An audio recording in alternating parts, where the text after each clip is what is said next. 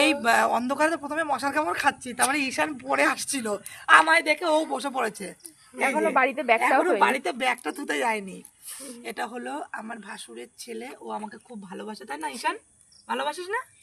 খুব ভালোবাসে। ও সবসময় বলে কাকিমণি আমি ভিডিও করব, তাই না?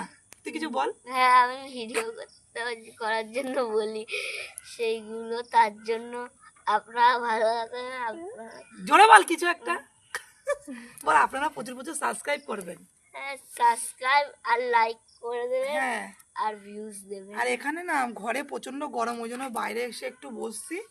আর ঈশান আমার সঙ্গে বসে গল্প করতে বসে গেছে। ওই দেখো ওখানে কাকা আসছে, ওই যে কাকা আসছে, একটু কাকার দিকে একটু ঘোরাও। কাকা এখন কোথায় আছে কাকার বলতো? এখন কালো চশমা। কাকা এখন হম্পার সাথে দেখা করতে যাচ্ছে। হম্পার সাথে দেখা করে যাচ্ছে। ওর মায়ের নাম শম্পা, কিন্তু ও হম্পা ডাকে। আমি না, বাবা হাতটা কি ব্যথা করছে কেন? মশার কামড় খাবো।